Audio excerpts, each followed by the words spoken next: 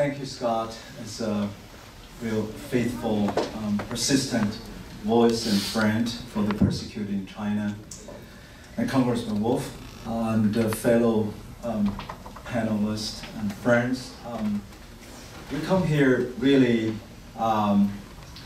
as a united force for freedom.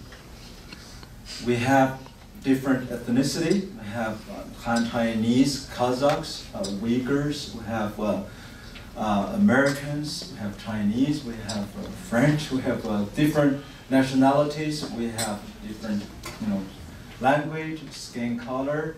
We have different faiths.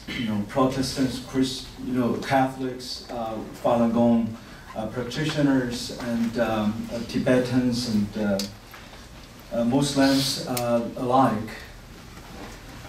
But we are united. We have never seen, I think Congressman Wolf can testify to that, right? For your years in Congress, we have never seen such a unity among the different persecuted communities who are persecuted by under the Chinese Communist Party regime.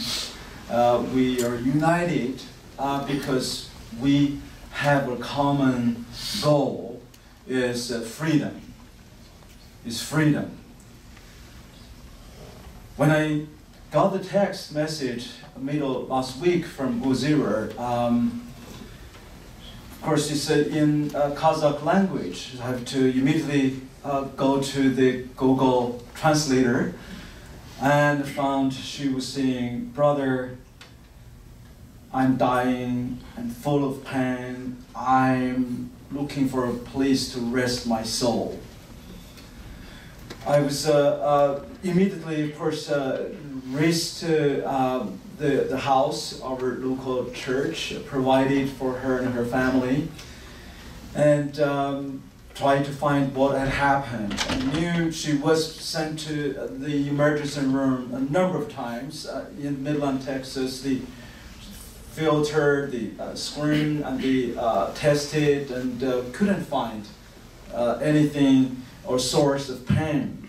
And this time when I got there, she was literally scrambled on the floor, basically could not move. And Sarah John, who was in another room, basically said she was like dying. I was honestly not sure whether she could make it to today's, to the DC meeting. But this is just really just one out of one, or the Pentagon estimate could be as many as 3 million. Some may not ever have an opportunity to come out, as she just alluded that many women, girls were taken out, never returned. I think time is the essence. We have enough talks about, really heard enough sufficient testimonies that this is the worst time on religious freedom, rule of law, under this evil regime. The real question is how and to do and what to do.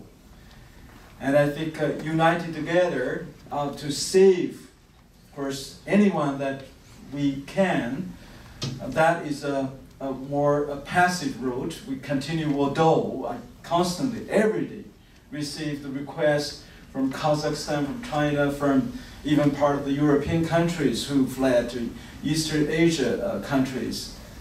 Please, Pastor Bob, help rescue. But there is a root problem.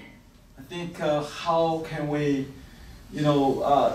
terminate, end this 21st century genocide and this evil regime that continue to bully the whole world.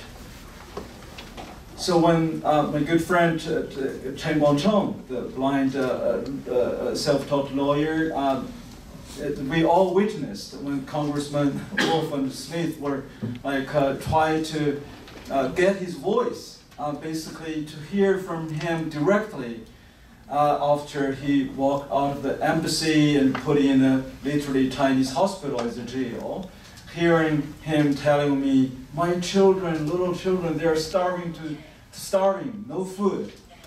That was the moment I think his freedom comes.